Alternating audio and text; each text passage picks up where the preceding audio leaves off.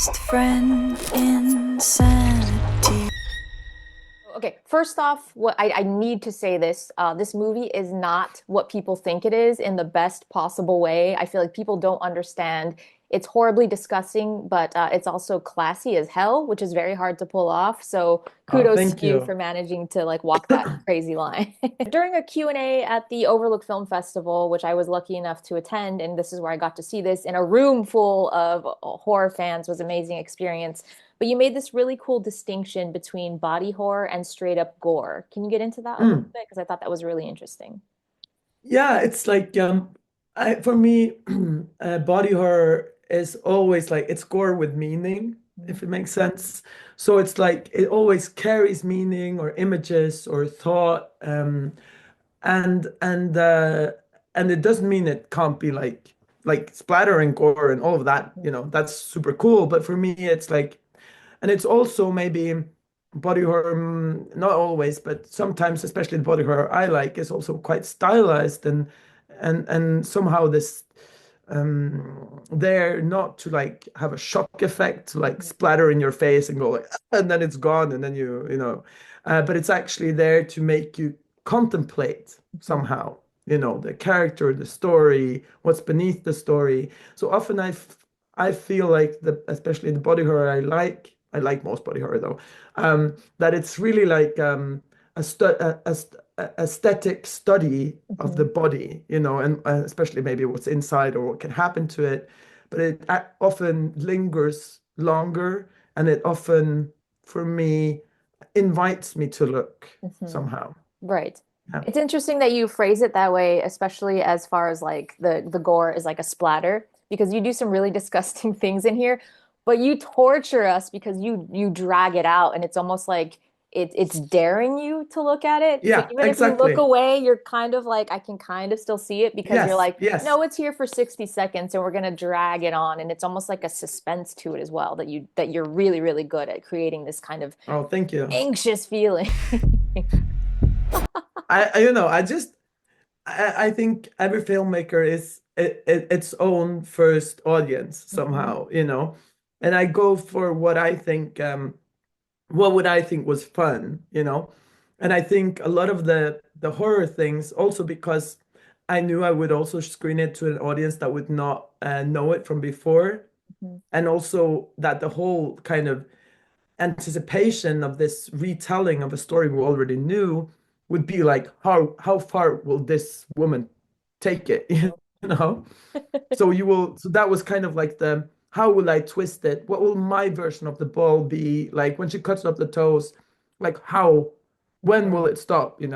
So for Yes. that scene in particular, like there's a few times I was like, okay, they will think this is the last frame, but it's not. It's like there's a new one, and then oh, but that's the last frame. No, no, there's some.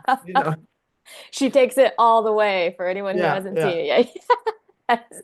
You did also really extensive research into early forms of cosmetic surgery, which I'm always kind of fascinated by. But you ultimately blended your research with reality and sort of these fantastical elements. What was the most surprising thing you learned during the research process? Like, were there any procedures that went back even further than you realized, or anything particularly torturous that you couldn't like believe that people were doing? Um, oh, that's a hard question. I think, I can't really believe what people today are doing. That for me is like, I'm like, what? I can What's tell one? you, What's a common one right now that you're like, what the fuck?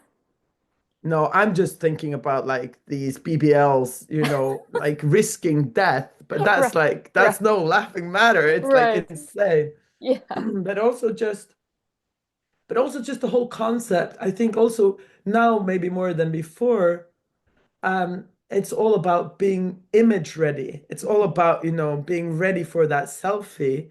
A lot of these influencers that look, quotation mark good on the internet, they look crazy in real life. And that for me is just so weird that you will be ready to like not move your face because you've put so much Botox in there, Mhm. and not have any facial expressions just so you look good on a photo. Right. That's insane. Is there any world in which we get an influencer body horror from you?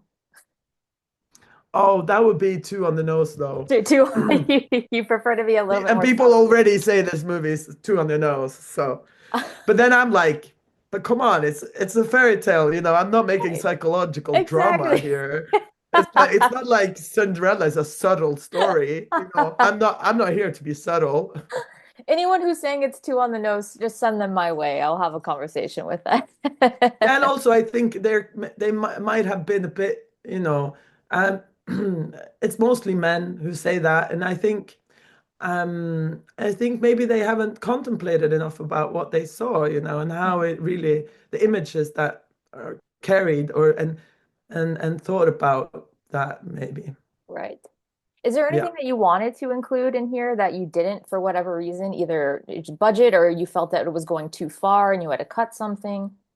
Oh, you know, often what that's like you know, loss of memory is like a A God blessing? given gift, a blessing, yes. Yeah. And now the movie is just a movie, you know, but if I try to think back, um Uh, oh yes, I so wanted for the first fantasy of Elvira and the prince. For when she's hit by the arrow, I wanted him to pull it out, and for her to go, oh, you know, Amazing. to start already there to kind of like Right. softly introduce the gore to the audience. Yes. And also when she was like puking the worms at the ball, I wanted them to be like start hatching so that Oh the God. worms, like small baby worms coming out. We didn't have money for those two. Does anything make you squeamish? Like, are these things that make you feel like gross and that's why you put them in there, or are you just not bothered by it? No, I think it's gross, Yeah. but I guess not my own movie because I know I'm so in control of those Right. images. I know what come. But you know, I'm grossed out by body horror, but it's like in this, I'm very intrigued. Hmm. And somehow I'm also a bit I think, you know, I've been alone or felt alone for a long time with a lot of harsh feelings towards my body and also harsh actions towards my body. And I think there's like this cathartic reveal when something is like portrayed as vulnerable, not perfect. When I'm reminded of kind of yeah the vulnerable reality of my body. Yeah, there's kind of this. I take better care of my body after seeing a body horror somehow, you know? Does it make sense? And also that Body horror is maybe self-care. Yeah. yeah, yeah, Yeah. somehow. And also, you know, and also just this insane feeling that, you know, I'm a very, or I've been told it's a very like highbrow thing to say of yourself, but that I'm a very empathic person. So I can almost like know what people are thinking because I read them, you know. Right. And and I think I have a very strong visceral response to body horror, and a lot of people do. A lot of people are empathic. That's not just me. That's not what I'm saying. But when I see it, like when I have this, when I'm connected to the characters' bodies, Hmm. and it's just like an insane way to share um a moment on screen with a character, you know, when Hmm. you can feel their pain almost in your own body have the same reaction, and I think that makes me very much like I feel connected, like I'm not lonely, you know, Hmm. I and love that's that. kind of what I my thing. I don't want to be lonely. I've been too Yes. much lonely in my Oh no. life. Well, now you have all of us too. I feel like you've adopted Yes, I all of know. us with It's this like it's movie. so yeah. Yeah. You have two short films that you've directed, How Do You Like My Hair and Sarah's Intimate Confessions. They also heavily deal with this theme of just kind of existing as a woman in this world with society's various beauty standards. With Ugly Stepsister, you're obviously tackling that theme, but you have an even larger platform to do that. Do you think this theme is going to be like this prevalent in your work moving forward, or do you feel like this was like your like ultimate, like this is what I wanted to put out and it'll maybe have like a backseat in your future work, or is this kind of going to be a running theme, do you think? I think, you know, as long as I make movies about women, I think all women have to deal with that somehow, you know. And I think queer women have to deal with it, having that male gaze on them if they want it or not, or redefining themselves. So it's like whatever kind of woman you make, she has to deal with that. And I think it's like and I think that's maybe what kind of um I guess, all right, at least for my characters, because I can't identify with the women who just like walk into the world like they were born that way, or kind of with that kind of just um, a one-to-one thing, and they might exist, but that's not true to me. So as I want to, but I don't think it's gonna be as like the theme, Hmm. the one big theme Right. as this, yeah, But it'll be present maybe in the way that it's part of the conversation always, just because we exist in the world, and whether or exactly. not we want it to be part of the conversation, it is part of the conversation. Exactly. And kind of acknowledge that. And Yeah. also I think it says a lot about character, right? Like Hmm. how they choose to deal to tackle that. And I'm also very conscious about representation in film of different bodies and different ways of being a woman on film. Hmm. And I think, as long as film has been made mostly by men, we've had this kind of very bland one type of woman that has been represented. She's always beautiful. She's always like in makeup. If she doesn't, it's just because, she's beautiful without, Right. it's like, Yes. So, piggybacking off of that, I do have to tell you on a personal note, like I grew up feeling also kind of lonely because I just felt other for a multitude of reasons that was very hmm, much accentuated by just my physicality. yeah, It didn't match with what I was being fed, is like what beauty standards are. I was like, well, I'm the exactly, opposite of that. So I watched this exactly. movie and I felt like you made this movie for me. And I know there's tons of you're Oh, probably having this conversation millions of times over, but I have to tell you that, like, thank you for no, that. I don't. And it's just as special every time. And I think, I made this movie for me somehow, or for like Emilia 16. Yes.